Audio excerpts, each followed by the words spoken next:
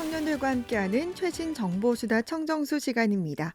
오늘은 한동대학교 언론어스 허재원 학생과 함께합니다. 안녕하세요. 네, 안녕하세요. 한동대학교 허재원입니다.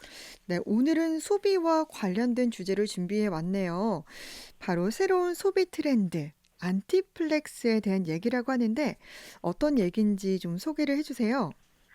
네, 무지출, 무소비, 불황, 그리고 절약과 같은 단어들의 공통점에 대해 아시나요? 물론 의미적으로 비슷한 단어이기도 하지만 또 음, 다른 공통점이 있는데요. 네, 이게 바로 MZ 세대들이 요즘 많이 찾는 키워드라는 것입니다. 네, 요즘 최근 경기 불황이 계속되면서 이 청년들의 소비 심리가 점점 위축되고 있습니다. 음, 그래서 따라서 이 일상생활 속에서 이 합리적인 소비를 추구하는 현상이 많아졌다고 합니다. 네. 예를 들어 가성비 제품을 사용하거나 그리고 돈을 절약할 수 있는 수단을 찾는 청년들이 증가하고 있는 것이죠. 네. 이런 경향이 좀 두드러지면서 안티플렉스라는 말이 새로 생겨나게 된 것입니다. 음, 안티플렉스라는 말은 좀 생소한데 이게 어떤 말을 뜻하는 거죠? 네, 이 안티플렉스라는 말 생소하실 분들이 많을 텐데요. 근데 이 안티플렉스는 사실 우리에게는 전혀 새로운 말이 아닙니다. 네, 그 예전에 유행했었던 키워드인데 플렉스 혹시 기억하시나요? 그렇죠. 많이 사용하죠. 네, 맞습니다. 이 자신의 소비를 과시한다는 뜻을 가진 이 플렉스와 반대를 의미하는 안티가 합쳐진 음, 것이 바로 안티플렉스입니다. 네, 그러니까 말 그대로 정말 이 플렉스의 반대라고 생각하시면 되는데요. 네, 이게는 더 이상 남들 눈에 잘 보이려고 돈을 쓰는 것이 멋있지 않다라고 음, 생각하는 것입니다. 네, 대신 이 청년들은 명품 브랜드보다 가성비 좋은 브랜드의 제품을 찾고 또 유행 따라 한 철 입고 버리는 옷보다는 오랫동안 입을 수 있는 제품을 구매합니다. 네. 정말 이야기를 듣다 보니까 그럴싸한 게, 정말 플렉스하면서 좀 과시하는 모습들이 예전에 비해서 많이 줄어든 것 같고, 예전에는 좀 플렉스하는 게 유행이지 않았나 싶거든요. 네, 맞습니다. 5년 전만 하더라도 이 플렉스, 그러니까 이 소비를 과시하는 음, 것이 정말 뜨거운 인기였잖아요. 네네. 근데 그때 당시에는 이 플렉스하는 멋진다. 이 비싼 걸 사는 멋진다의 모습을 이렇게 좀 드러내고 추구하는 것이 유행이었던 것 같아요. 네. 그래서 비싼 명품 브랜드를 소비하거나 또 특별한 날에는 한 끼에 정말 비싼 오마카세를 먹는 모습을 이 SNS에 올리는 사람들이 되게 많았었어요. 네. 그리고 이 비싼 명품 브랜드의 제품을 구입하고자 하는 사람들이 많으니까 이 명품 희귀 현상도 있었거든요. 네네. 그래서 매장 문이 열리자마자 그 비싼 명품을 사기 위해서 뛰어가는 행위를 음, 뜻하는 일명 오픈런이라는 신조어도 생겼었습니다. 네. 그렇지만 지금 현재 2025년의 청년들의 추구미는 플렉스하는 멋진 나보다는 절약하는 멋진 나로 음, 변한 것 같아요. 네. 그래서 값비싼 명품이랑 오마카세보다는 좀 합리적인 가격의 가성비 좋은 브랜드와 그리고 비싸지 않더라도 정말 맛있고 든든한 한 끼를 먹는 것을 추구하는 것 같습니다. 네. 그러니까 플렉스보다는 좀 절약하는 멋진 나로 이렇게 유행이 바뀐 것 같은데, 이와 관련해서 또 인생은 한 번뿐이다라고 외치던 욜로족과 또 반대인 요노족도 생겼다고요. 네, 맞습니다. 플렉스와 같이 과거 유행했던 인생은 한 번뿐이다. 라고 음, 외치던 욜로적은 가고, 이제는 필요한 것은 단 하나뿐, You 음, Only Need One의 약자인 요노족이 떠오르고 있습니다. 네. 꼭 필요한 것만 사고, 불필요한 물건 구매는 최대한 줄이는 소비자들을 가리키는 말인데요. 저는 이걸 보면서 어떻게 보면 조금 서글픈 현실이 아닌가라는 생각이 음, 들었어요. 네. 과거에는 자신을 위해서 좀 아낌없이 투자했다면 이제는 좀 그럴 수 없는 현실을 반영한 게 아닐까 싶습니다. 네. 이제 코로나가 끝나고 이제 한동안 보복 소비라고 불리는 소비 행태가 되게 많았거든요. 네. 정말 이때는 사람들이 많은 그러니까 자신을 위해서 좀 투자도 많이 하고 음, 그런 모습을 보였는데 이 인플레이션이 장기화되면서 이 소비자 지출은 바닥으로 떨어지고 그리고 또 자신의 상황이나 소득 수준에 맞춘 소비를 할 수밖에 없는 상황이 된 것입니다. 네.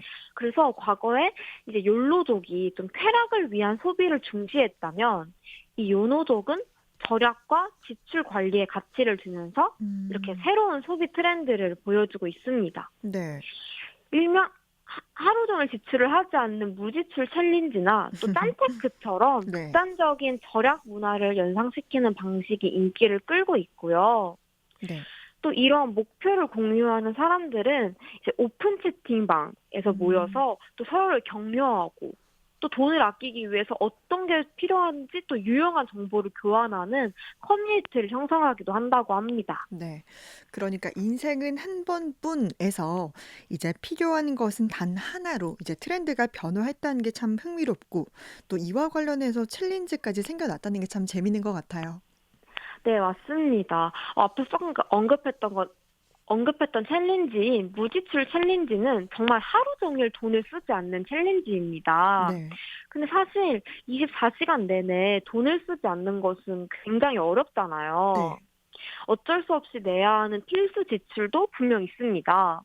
그래서 이 무지출 챌린지는 이 정해진 기간 동안 또 최소한의 지출만 하면서 돈을 아끼는 습관을 기르는 또 챌린지라고 생각해 주시면 될 것 같아요. 네.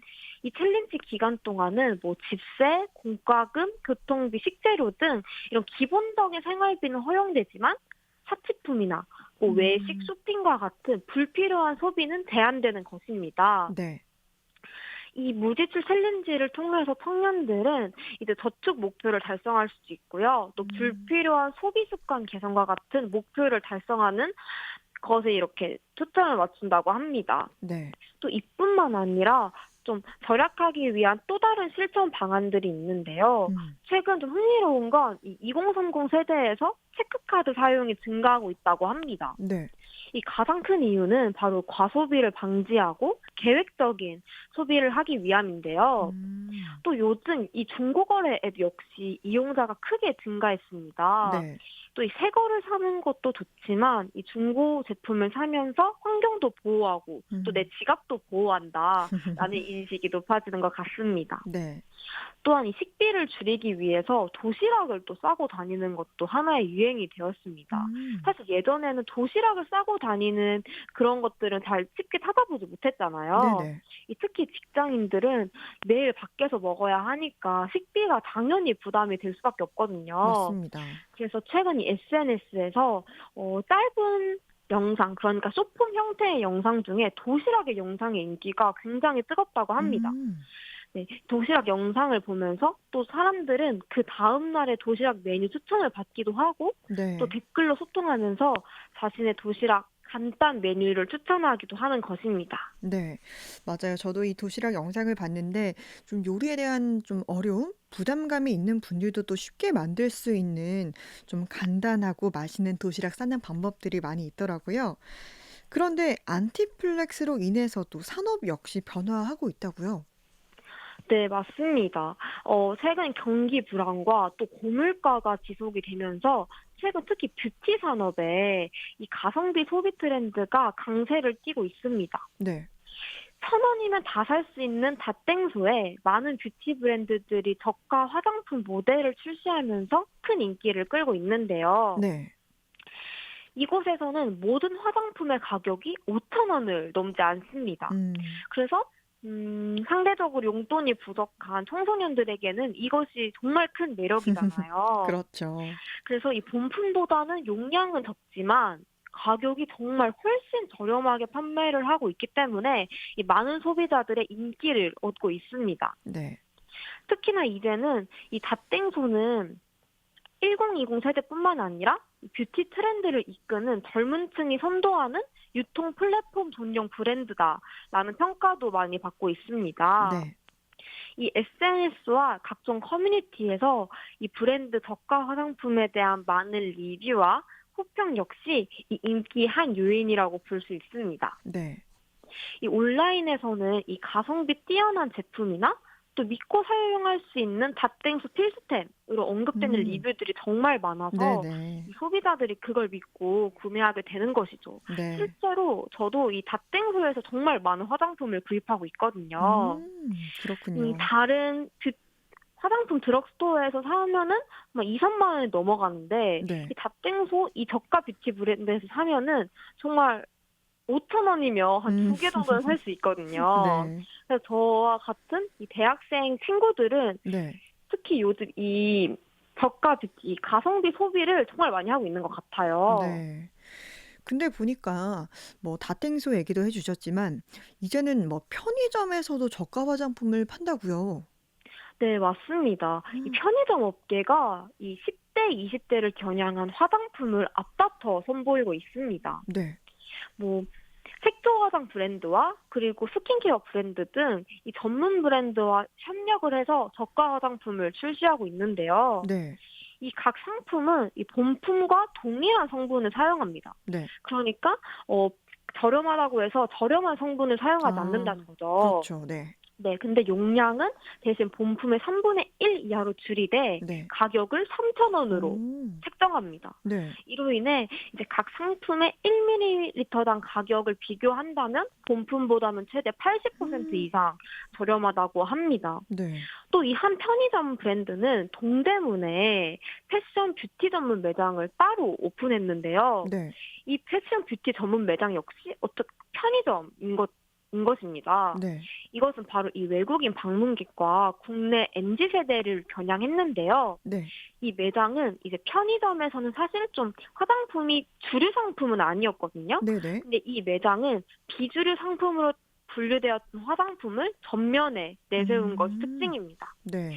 이렇게 편의점 업계가 일제히 뷰티 시장 정략을 본격화하는 것은 바로 높은 접근성으로 이제 화장품 구매 채널로서의 성장 가능성이 높기 때문이라고 합니다. 네. 이제 여행 갔거나 아니면 화장품이 다 떨어졌을 때 이 음. 편의점에서 급하게 립밤이라든지 화장을 지울 수 있는 것들을 구입한 경험이 많이 있으실 텐데요. 네네. 이 저가 화장품을 본격화하는 것 역시 좀 이런 접근성의 장점 때문인 것 같습니다. 네.